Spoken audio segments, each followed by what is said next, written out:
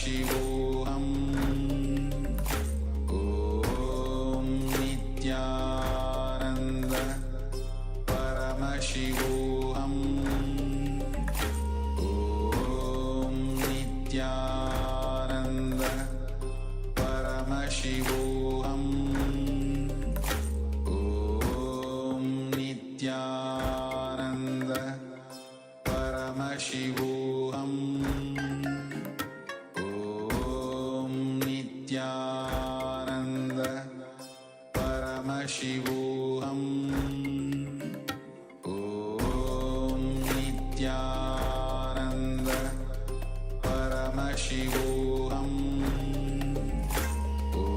Om Nityananda Paramashivoham. Om Nityananda Paramashivoham. Om Nityananda Paramashivoham. Om Nityananda Paramashivoham. Om Nityananda. Yes, Nityananda, and welcome back to all the participants after this first session of this season of Paramashivoham with Swamiji. All of us got initiated into the Shiva Diksha, Gayatri Mantra Diksha, and the Maha Vakya Upadesam, and the Shiva Mula Mantra Diksha as well. So congratulations for you all. Now, from today, anytime you recite these mantras, you will directly connect with Paramashiva, with Swamiji, and experience the frequency of Kailas. As per the Agamas, Paramashiva reveals that the mantra is the most gross form of Paramashiva through which we can connect and invoke his presence.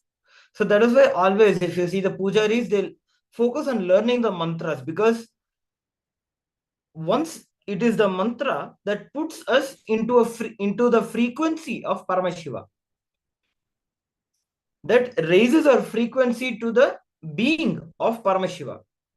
So as we chant this mantras, with Swamiji initiated us into the Mahavakya, Om Nityananda Paramashivoham, continuously, we'll experience oneness with Paramashiva through the mantra by just reverberating with the Mahavakya. And another important thing all of you need to know, that all of you are initiated by Paramashiva himself. So when Paramashiva, the supreme pontiff of Hinduism, the ultimate manifestation of Paramashiva, initiates you, he bolts in the mantra into your bioenergy. So usually if any unenlightened being initiates you, you'll have to do the japa. There's something called a sadhana, where you continuously practice the mantra and you achieve the success in the usage of the mantra. But whereas for us, we are initiated directly by not even an enlightened being, but directly the supreme pontiff of Hinduism, Bhagavan Shri Nityananda Paramashivam, who is the ultimate manifestation of Paramashiva. So he has bolted these mantras within our bioenergy. So all we need to do is just remember him, chant these mantras, and manifest Paramashiva. Yes. And so with this, we'll be now resuming with our sessions. And so today we have covered some of the fundamental aspects of Paramashivoham and some of the fundamental aspects of the sciences that Swamiji has revealed. And as you understood, this Paramashivoham is mainly designed on the content from the Inner Awakening programs that Swamiji has conducted in the past, which were 21-day programs as well. And so we have learned about the science of completion that we are going to be doing throughout the next 21 days, the importance of listening to imbibe everything that is told, and the sense of power manifestation as well, which is going to be our next session now after this darshan from Swamiji. And the uniqueness of the science of power manifestation that Swamiji has revealed is that the more powers you manifest, the more enlightened you become.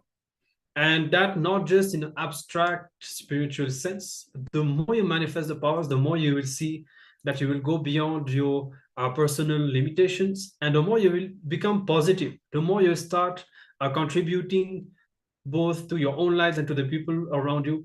So manifesting more and more powers is definitely the best all of us can do. And Swamiji says that even if you just sit and just play with the science, just trying to manifest, when you just sit in that space, that itself will do so much good to you, because it will help you to raise your consciousness and to break many incompletions that you have. As we continue into the further sessions and the power manifestation session, we request all the participants, like anything that you want to express, maybe it might be that you might have a doubt on what we are discussing about, what is Swamiji revealing. You can please feel free to drop a question in the Zoom chat, or if you are watching us on the social media, you can drop a message into the YouTube chat. Or even if you had an experience, you had a powerful cognition click in you, you can also feel free to share with us. As when you share, when you interact with more people and share your experience, you're not only just encouraging them to be a part of this, but also you're reflecting your experience. We would have learned about the mirroring of neurons today morning during the power manifestation session. So the same thing you do when you share your experience with someone, the experience that you are going through while you're sharing it will also mirror into the person who you're sharing it with. So please feel free to share your experience, or even if you have doubts, you can feel free to ask. Yes. So with this, let's now get ready for the power manifestation. And today it is the power of consciousness over matter. And so we request all the participants to just get an object. It could be, we usually manifest with a coconut, but if you don't have, you can use even an apple, or your Atmalinga if you have, or any other fruit, round fruit, like an apple or an orange, whatever is available. And the easiest way to manifest this power is by keeping the fruit in your own palm.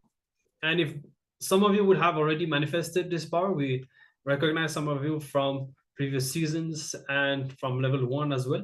If you have already manifested in your hand, if it is easy for you, you can also try the next level, which is to manifest either on a flat surface, just like on a table in front of you, or even on the silicon.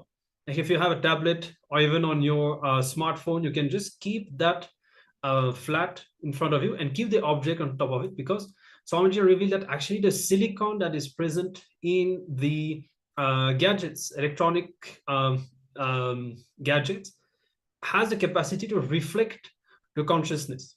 So when you manifest this power of the consciousness over matter on top of a gadget, then it will actually manifest even more. So you can try that out. You can just keep that in front of you and just be in the space of oneness with Swamiji. Just connect to Swamiji in your inner space in whatever way you relate, whatever feels, whatever you feel connected with. You can visualize Swamiji's form, or you can just remember some of your favorite moments with Swamiji, whatever it is that makes you feel connected.